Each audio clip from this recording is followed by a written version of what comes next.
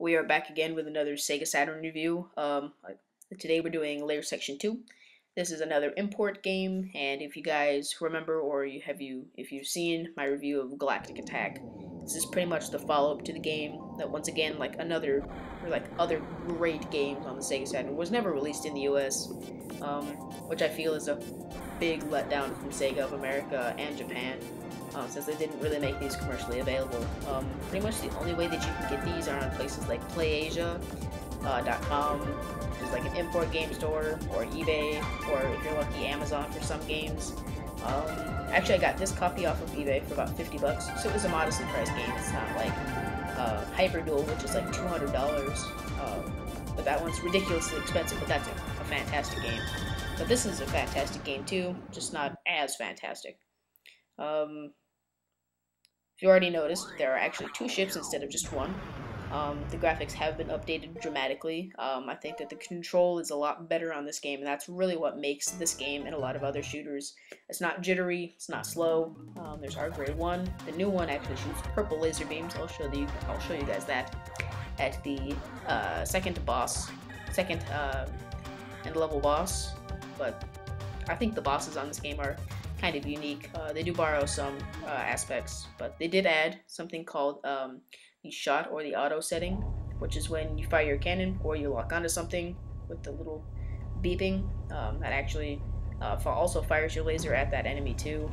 But the graphics, as I said before, have been dramatically updated, and you can see it right there. There's hardly any pixelation at all. This is kind of a 3D moving environment, and that really does show the power of the Saturn. I think this is one of the best looking games that I have on the Saturn. Even though this isn't a 3D game, I really do think it shows the power of the Saturn and how well they could harness it. So let me explain about what's going on the screen, like I usually do. On the very bottom, we just have how many credits you have, since this is an arcade-style game, sticking to the Galactic Attack theme. On the very left, near the top, you actually have your laser meter, not your laser, your lock-on laser. Every time when you get one of the green gems, that actually adds one. That adds one on. The red gems add to your main cannon. I'm not quite sure what the yellow ones do. I'm not able to read the manual because it's all in Japanese, because this is an import game. But that's what that is. You also have the number of ships you have left for the credit. I have 2 ships left. There are 3 ships per credit, counting the one that you also have that you're playing with right now. Above that, you have something called the SP attack, which every time that you start out with a new ship, it's fully replenished, and that's basically your special attack. It launches out a bunch of beams. It's very useful for end bosses. You guys will see me use that in the end boss if I die a couple times, which I will. But also above that is your score. You can save to high scores on your memory card if you have one. And also on the top right, instead of like the Galactic Attack version, you actually second player can join at any time. Just a very nice feature. I really like that. There goes my special attack. And now it does take a while to recharge. Oh, and another thing I need to point out about this game is that in Galactic Attack, you could not stop enemy fire with your cannon. On this game, you actually can. Not those big yellow flame lines or whatever they are. There goes the second level boss. Of course, the fiery ball of pixels. God bless the Sega Saturn. And I also give you like ratios and stuff and percentages about what you did. Red is first player, blue is second. I'm sure that you guys would probably notice that by now. But the loading times on this game are extraordinarily short. That's why this review is like 9 minutes. But you also have enemies that duck and come back up from different levels of the game.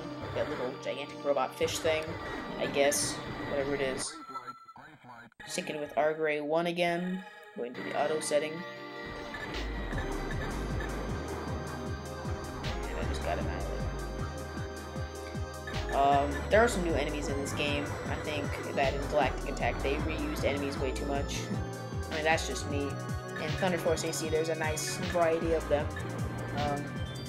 Panzer Dragoon, I know that's not a spaceship shooter, but that also has a very nice variety of enemies. And also, if you just noticed what I walked onto, there's actually enemies underwater, but I'm not really paying attention to those because there are people up on the surface of the water that are trying to shoot at me. So get rid of them first, and then go. This is pretty much your standard spaceship shooter, so there's going to be some enemy fire patterns, bullet patterns that you're going to need to memorize.